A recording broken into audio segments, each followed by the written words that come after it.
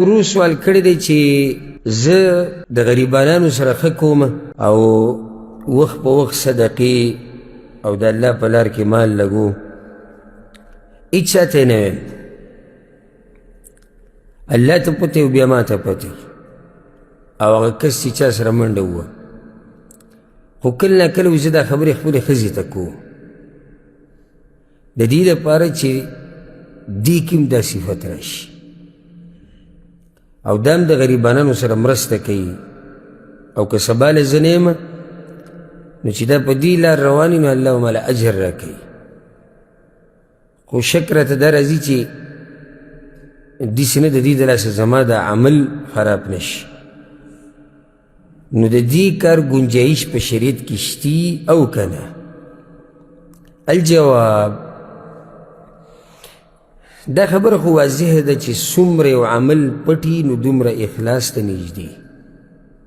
څومره چې یو عمل پټي نو دومره اخلاص ته نږدې، او څومره چې عمل پټي دومره د ریاکارۍ نه محفوظ وي، او څومره چې یو عمل پټي نو دومره د ښودنې نه د اورونې نه د دې هر څه نه پاکي. امام بخاری باب یخودی په خپل کتاب کې بابو صدقة السر، باب دی په بیان د هغه صدقه کې چې هغه په پټه ورکولی کېږي. بیا هغه حدیث راوړی دی د هغې نه ټوټه راغستې ده، هغه اووه کسان به د قیامت په ورځ اووه قسمه خلک د عرش په سوري کې ولاړ، یو پکې څوک دی؟ ورجل تصدق بصدقه فأخفاها حتى لا تعلم شماله ما صنعت يمينه. او هغه سړی چې صدقه ورکوي نو دومره پټه ورکوي چې د ګس لاس ته پته نه لګي چې د ښی لاس څه ورکړو. او هغه آیت یې پکې هم راوړی دی ان تبدو الصدقات فنعما هي، سورة بقره کې الله وی که تاسو صدقې راښکاره کوئ هم ښه ده، وان تخفوها وتؤتوها الفقراء فهو خیر لكم، او که تاسو یې پټوئ نو دا بیا ډېره غوره ده. معنی ده چې صدقه به ښکاره هم ورکولی شي په پټم، او غوره هغه به پټه ده.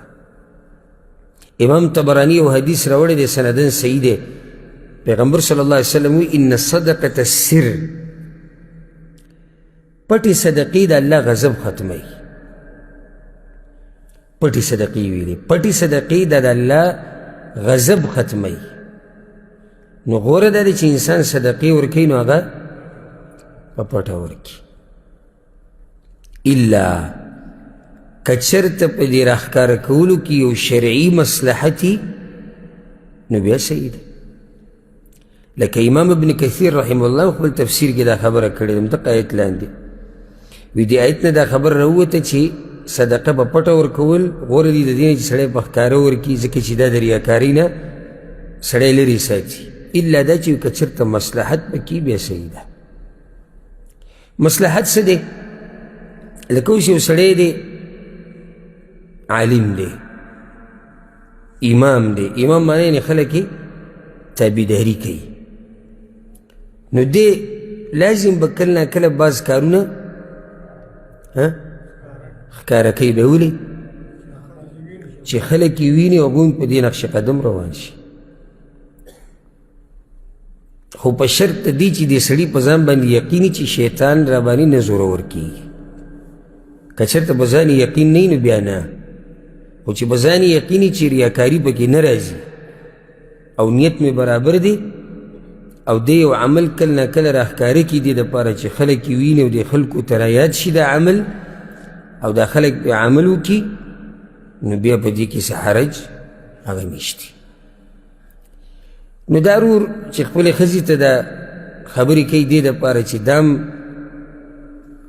صدقې د الله په لار کې ورکوي او مال لګي د الله په لار کې، نو دا کار څه دی؟ هر وخت صحیح دی.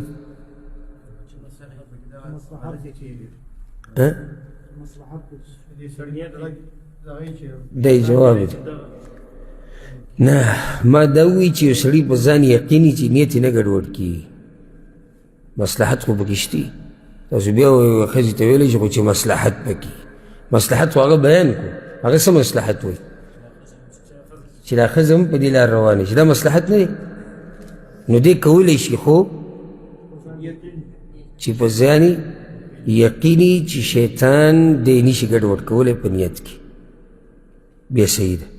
او که چېرته به ځان یریږي او کمزوری نو بیا دې نه ځان لرې ساتي والله اعلم